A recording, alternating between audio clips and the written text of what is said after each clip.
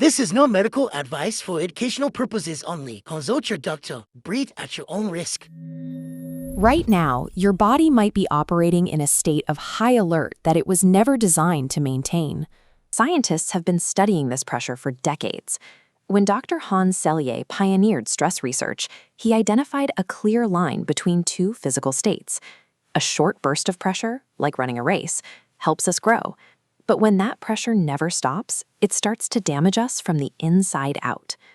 To understand why this relentless pressure is harmful, we must look past anxiety and travel deep into the bloodstream, stepping inside a single human cell. Inside every cell, you will find tiny engines called mitochondria. Under normal conditions, they are incredibly efficient, converting the oxygen you breathe and the food you eat into the energy you need to stay alive. A brief moment of stress actually gives these engines a healthy workout. But when you are stressed all day, every day, you push the factory to the point of breaking. We've all seen it happen, perhaps in a mirror or a photograph of a friend. After a few years under significant pressure, a person can look like they've aged a decade. We can see the physical toll, but the real mystery is happening beneath the surface. How does a mental burden actually turn into physical decay? This graph shows what happens when we face a healthy, short-term challenge. Think of a quick workout or the focus needed to solve a difficult puzzle. Your systems spike momentarily to meet the demand, and then they quickly return to a calm baseline. This kind of good stress actually keeps your body sharp. But modern life often traps us in a different state, chronic distress. This is the constant, grinding pressure that never lets up. As you can see, the alarm stays on indefinitely. Your body never gets the signal that the emergency is over. To see why that's a problem, we have to look at our biology differently. You can imagine your body as a sprawling, highly efficient manufacturing city. In the city, your individual cells are the factories keeping everything running. In a healthy city, these factories take breaks to sweep the floors and maintain their equipment. But when you're constantly stressed, your brain floods the city with hormones that trigger a code red. This isn't just a feeling, it's a physical command. Under a code red, the cellular factories are forced to abandon their routine maintenance. They stop repairing the machines and start running them at maximum capacity, 24 hours a day with no end in sight. If we step inside one of these factories, we find the power grid. These bean-shaped structures are the mitochondria, the tiny power plants that produce the energy your cells need to function. When you're under chronic stress, your body is full of a hormone called cortisol. This hormone travels into the factories and physically interferes with these power plants, making it much harder for them to generate clean energy. Because they're struggling, the power plants begin to misfire. They overheat and start spitting out rogue biological sparks called free radicals. These are unstable particles that bounce around the factory, damaging everything they touch. Usually this is fine. Every factory has a cleanup crew, called antioxidants, whose only job is to catch these sparks and neutralize them before they cause trouble. But chronic stress creates so many sparks that the cleanup crew gets completely overwhelmed. This creates a state called oxidative stress. Think of it like biological rust. The unchecked sparks slowly corrode the factory's delicate machinery and walls. Your brain is the most vulnerable part of this city. It uses more energy than any other organ, so it has the most power plants, but its cleanup crews are surprisingly small.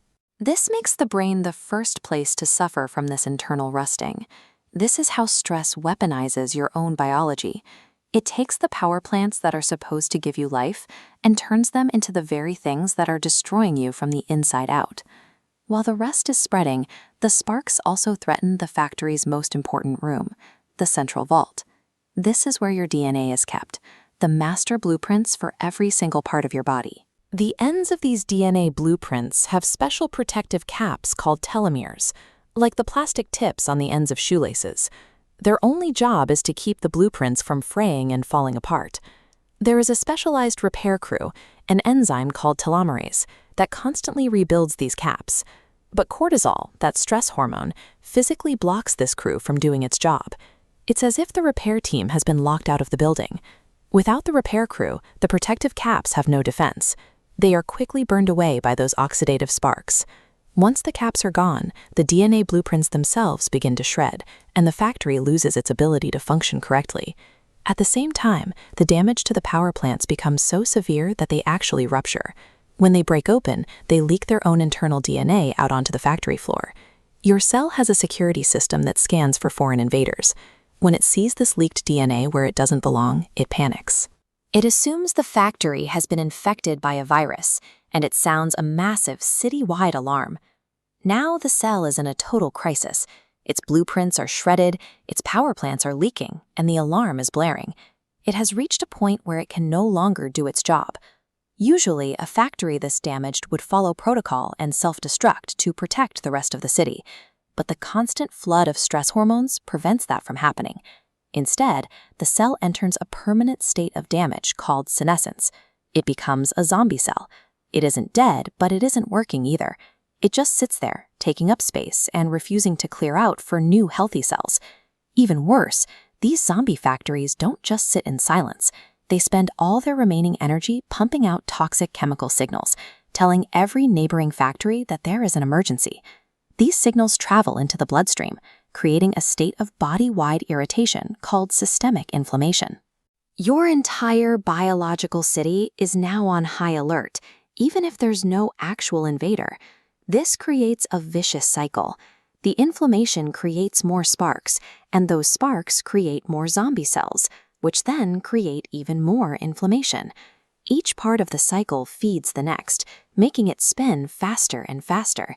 This loop is the actual physical mechanism of accelerated aging. It's why your skin wrinkles, your memory fades, and your organs begin to fail long before they should.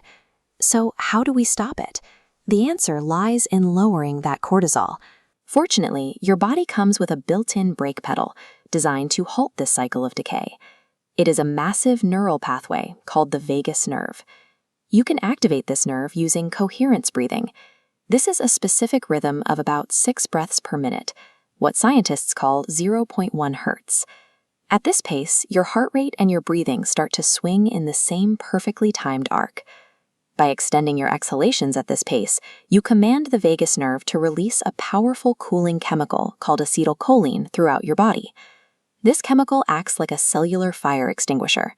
It neutralizes the toxic free radicals and instantly cools those inflammatory alarm signals. As the cortisol blockade lasts, the cell's engines can finally repair themselves and restart the clean, healthy energy production your body needs. While we can't stop the world from being stressful, taking just a few minutes a day to breathe like this shifts your cells out of a state of decay and back into the steady work of self-repair. Early scriptural accounts describe life itself beginning with a breath in the nostrils. They understood the air we breathe as more than just oxygen. It was the reception of a divine life force. Ancient practitioners recognized that by stilled respiration, the body itself could become a quiet vessel for a state of divine peace. Integrating this state of clarity into your own life doesn't require complex tools, just a commitment to a new habit. Breathing 4 seconds in and 6 seconds out for 5 minutes daily shifts your physiological baseline over 40 days. Taking control of the exhale allows the nervous system to reset, aligning the body with a profound and lasting peace.